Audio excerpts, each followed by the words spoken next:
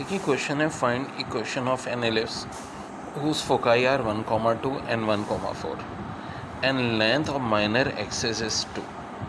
ठीक है, length of minor axis. अब ध्यान से देखोगे फोकाई 1, 2 और 1, 4 है और लेंथ ऑफ माइनर एक्सिस 2 है, तो ये कहानी चल क्या रही है, यानी 2b बराबर 2 के तो b 1 के बराबर हो जाएगा और फोकाई 1, 2 1, 4। अब ध्यान से याद कर लो यार, अब जब भी x के पॉइंट सेम हो तो major axis along Y axis होगा, चाहे फोकाई में हो चाहे वर्टिसेस में, दोनों में ये बात ख्याल रखो।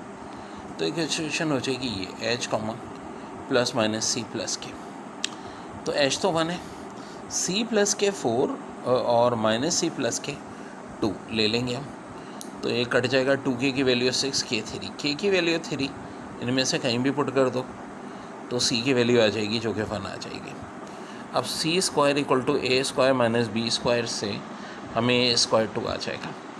अब देखो अंदाज़ा हो चुका है कि major axis along Y axis है, क्योंकि ये फोकाई का एक्स कोऑर्डिनेट सेम है, तो बी स्क्वायर 1 है, ए स्क्वायर 2 है, ए स्क्वायर इसके नीचे आएगा, X minus 2 upon 1 Y minus 3 का स्क्वायर अपॉन 2।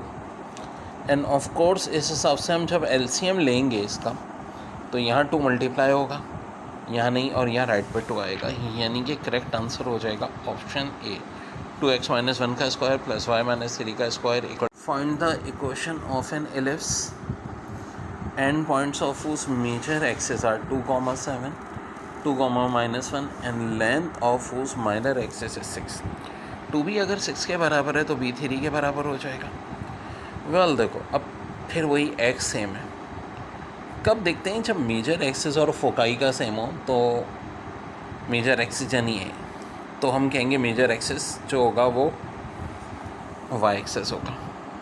अब देखो a प्लस के हम बड़ी वाली वैल्यू 7 ले लेंगे, हमेशा ये करो, माइनस a प्लस के -1, 2 के 6 आया, k 3, k की वैल्यू यहाँ पुट कर दो, a 4 आ जाएगा।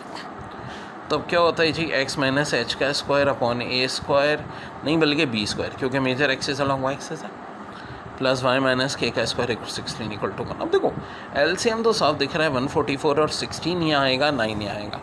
अब आप बोलोगे सर ऐसा तो सारे ऑप्शन में कैसे ओपन करें, थोड़ी सी अकल यूज़ करो, यहाँ भी -2 है, यहाँ भी -3 है, तो x और y दोनों के कोऑर्डिनेट माइनस होने चाहिए। कौन से ऑप्शन में, सी में, तो ये आंसर हो जाएगा। Find the equation of an ellipse having its centre at -2, 1, coordinates of its focus are +7 minus root -2, 1 and length of major axis equal to 8। तो मेरे भाई 2a बराबर 8 के हो जाएगा मेजर एक्सिस, a बराबर 4 के।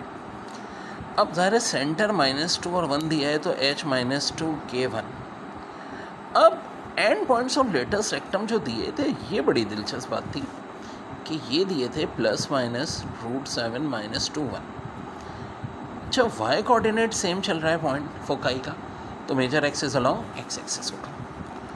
अब h प्लस c हम ले लेंगे +-c बराबर +-√7। अब देखो इत्तेफाक से यहाँ भी -2 और h की वैल्यू -2 है तो -2 कैंसिल, c आ गया +-√7। इस फार्मूले में c की जगह c की वैल्यू पुट कर दो, √7 का स्क्वायर 7, a 4 है, 4 का स्क्वायर 16, b यहाँ से आ गया b स्क्वायर 9। चूँकि major axis along x axis है ये हमें यहाँ से पता चल गया था, तो x minus H square upon 16 plus Y minus K square upon 9 equal to 1। h की जगह ऑफ कोर्स -2, k की जगह 1 हमने पुट कर दिया क्योंकि सेंटर हमारे यही दिए हुए हैं। अब इसके बाद जो ऑप्शंस थे हमारे उसके तहत ही हमारा लास्ट वाला आंसर ऑप्शन में आ जाएगा और यही हमारा करेक्ट आंसर।